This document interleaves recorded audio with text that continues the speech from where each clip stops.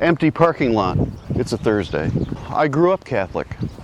Good, bad, or indifferent, it informs my understanding, primarily in opposition to the way that I was taught growing up. Information First attempts to fundamentally understand lots of things about the universe, and particularly about our place in it.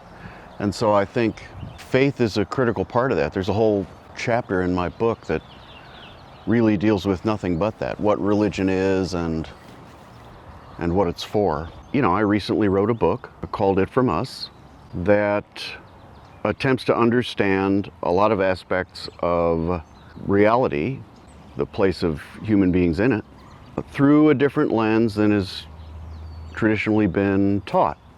That framework, Information First, is actually pretty harmonious with a lot of faith traditions: Catholicism, Christianity, Judaism, Hinduism, Taoism. If you strip away what I call the dogmatic packaging of nearly every religion, or every religion that I've been able to evaluate this way, they all agree on the same half a dozen or so core messages. And those messages make more than just metaphorical sense, or they make more sense in an Information First framework than they do against, you know, the backdrop of a scientific sort of paradigm. If you take those 5, 6, 7 messages that nearly or all religions share, what they really are is coherence or persistent strategies. So, for instance, let's just take the ones that Western countries might be most familiar with. Love thy neighbor. Well, that's about group cohesion.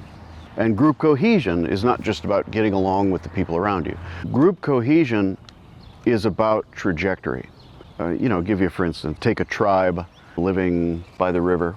They're living their lives. Those strategies help them hold, their community together and preserve what they're doing.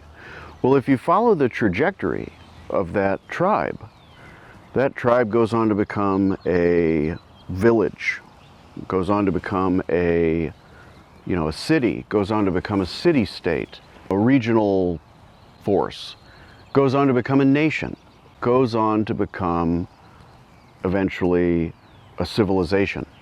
And those coherence strategies, things like, treat others well, honor what is sacred, which is really about finding a place to hold things to a kind of an utmost level of importance. Don't kill without cause, don't murder. What those strategies do is they help preserve the trajectory of that civilization. It isn't about any one of those rules specifically, but it's about putting all of those things in a place of importance because it preserves where you're going. Without those things, frankly, you wouldn't get to a point where it's a city-state, a nation, a civilization, etc. Because without those shared values, you wouldn't have the kind of coherence required to get to that point. What part of a religion are accurate and what part are not accurate? It's subjective. Now here's what I mean by that. For instance, my framework, Information First, says that underlying physical reality is information. It's the most fundamental thing. Okay, well, that means that the Gospel of John is true now. It says, in the beginning there was the Word. That word in the Greek that it was originally written in is logos. And logos, yes, it means word, but that's not all it means. The core messages of all religions that, we've talked about, I don't think it's a question of whether those are accurate or not. I think it's a question of whether they're useful. Don't indiscriminately kill people for no reason. It doesn't take a lot of evaluation to see that that's useful if you want a functioning society. If you're talking about things like, did Jesus Christ live or exist? Was he the son of Yahweh? Was he crucified and did he rise from the dead and all that stuff? My guess would be some things like that are based on something true, but the things about it that sound impossible are probably not factually accurate. But what that really gets to is dogma. If Islam and Hinduism and Christianity and Buddhism and Sikhism, animist traditions, if they all fundamentally agree on the same half a dozen things, okay, then what's all the other stuff? If I walk up to a believer in Christianity or a Catholic, and I say, what's your religion about? They're probably going to answer me with things like, we believe in Jesus Christ, and we believe he was the Son of God, and he was crucified, and 3 days later he rose from the dead.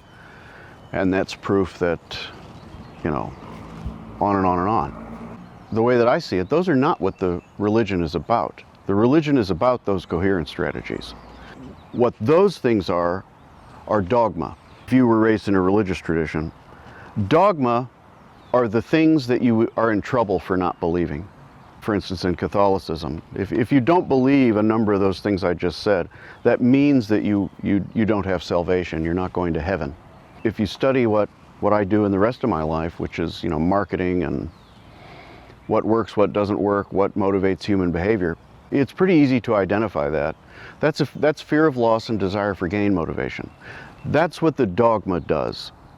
But what that ensures is that the core messages are preserved. And this is just the way people work. If you went up to everybody and said, here's 6 rules, you have to follow them because it's the right thing to do, that really wouldn't work. If you said, okay, well, these stories are metaphors. They're meant to help you understand something that's, a difficult concept for, just a regular human. None of that stuff would work. You have to give it what I call an encoding. I call dogma the packaging, local encoding, which is why, you go to this part of the world and their dogma is different. You go to that part of the world, their dogma is different because they're locally encoded for longevity and preservation and local understanding. Well, they're symbolic and doing something real. One of those core messages that all religions share is honor what is sacred, right? And that's just a way to say, create a space of importance for certain things, elevate certain ideas to a place of utmost importance and reverence. On the surface, that might seem like one of the more silly things, because from a strictly materialist standpoint, just the idea of something being sacred kind of seems a little bit comical. But in fact, it's not. If the religion itself is a mechanism for coherence, preservation, and persistence, the faith itself, or the practice itself, is critical to the trajectory of the people using it. It's a technology. One of the rules being, make sure that you hold these ideas above other wants and needs and things that you might think are important. That's actually critical to the strategy working.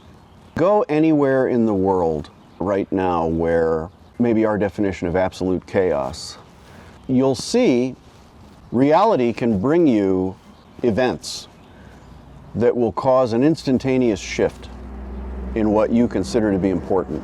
When you see the mushroom cloud over the horizon, your trip to the post office to deliver these important letters previously was the most important thing you had to do this morning, and now it is not important at all. But you go to those areas of total chaos, and you'll find almost universally what the people are doing there, many of them, is honoring what is sacred. They're exercising and practicing their religion right there on the scene of the melee. The traditions themselves are not important in that, bowing 3 times or putting your hands about your body in a certain order. No, that's not important. But what is important is that you are engaging in the preservation of the system. Because frankly, without those systems, at one point I was a strict anti-theist. I said, not only are these things stupid, but you are stupid for believing them and doing them. And ever since information first and and evaluating that and developing that and writing the book. I see it now as something completely different than that. On one level, yes, you can have those opinions. These faiths don't make strict sense. They're not strictly factual. Okay, fine. But what do? What they do is, look around. This is what they do. They allow you to go from hunter-gatherer tribe to thriving, complex civilization. That's what they do. So when you walk by somebody and you see them engaged in the practice of their faith, particularly if you're somebody that used to think about it the way I do, look at these silly people who are stuck in the Bronze Age. That actually isn't true. It's actually not true. And the day may come when we have to start over. That's just the reality. I've often made comments like, there's an asteroid out there with our name on it. That's just the truth. Maybe it's not an asteroid, but whatever it is, things could come along and set us back a ways. If that happens, these existing structures of coherence preservation, persistent strategies, we're going to need them. I don't know that we are at a place or maybe we'll ever be in a place where we don't need them at all. I think it's probably time that they change, but... So if you look at the spaces that human beings tend to build for this kind of purpose, it's a church now. Once upon a time it was a mound or a clearing or an earthworks or a pyramid. We have always done this, at least since we started holding together as groups, which probably even predates Homo sapiens. This goes back to the honor what is sacred idea, a place where you can be specifically and intentionally coupled to the substrate is the way that I would express that now. The fact that you built it, the fact that you reserved it, it was made to be this thing. I think that alone is enough for a believer or an adherent of that faith to get what they need out of it. You know, there's been a lot of talk, discussion, study. What is Giza? Is there, something special about it? I've heard everything from electrons, a mass here under this plateau. I've heard Earth's magnetic field. I don't think any of that is accurate. I don't think it matters where the thing is. I think it matters that the thing is. In my book, the beginning of every chapter, I kind of tell a story, a fictional narrative about kind of a historic look back at, okay, where does this kind of an idea come from? And in one of them, I think it's the chapter about civilization, indigenous peoples are building an earthworks.